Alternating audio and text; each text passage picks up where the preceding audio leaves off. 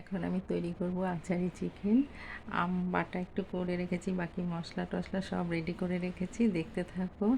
আর অন্য সময় হলে আমচুর দিয়ে করতাম, এখন তো আম পাওয়া যাচ্ছে, তাই আম দিয়ে তৈরি হচ্ছে আচারি চিকেন।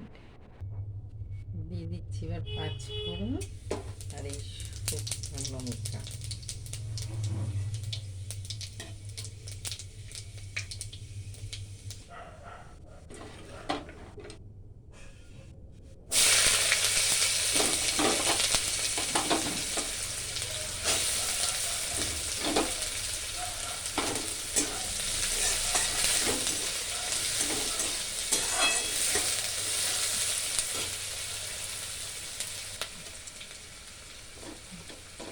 দিয়ে দিচ্ছি আদা বাটা,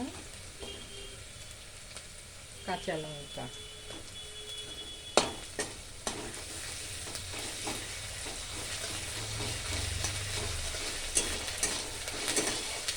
এইভাবে করে রান্না করলে বেশ ভালো লাগবে খেতে।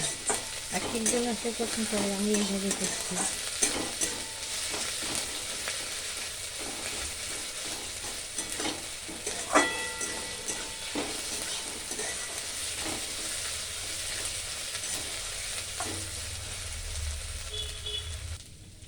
এখানে সব মশলা দিয়ে দিলাম, গুঁড়োগুলো একসাথে খেয়াল করে নিয়ে, জিরে লঙ্কা গুঁড়ো সব একসাথে।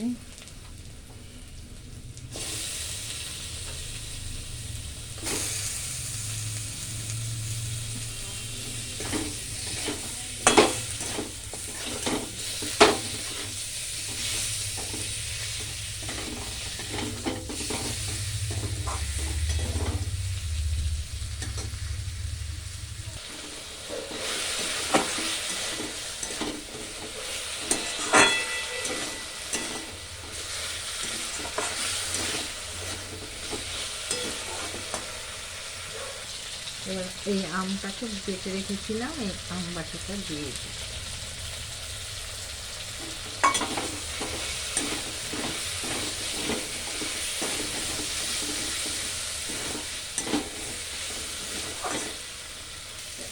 এইভাবে সব বানাবে, বানিয়ে খাবে, দেখবে কত ভালো লাগবে আমার। এটা হলে আরেক ধরনের। একটু জল দিয়ে দিই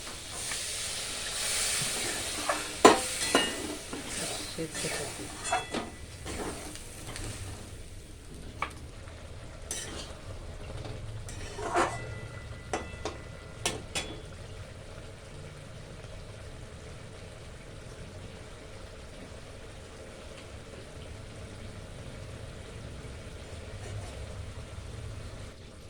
হয়ে গেছে, এবার নামিয়ে দেবো।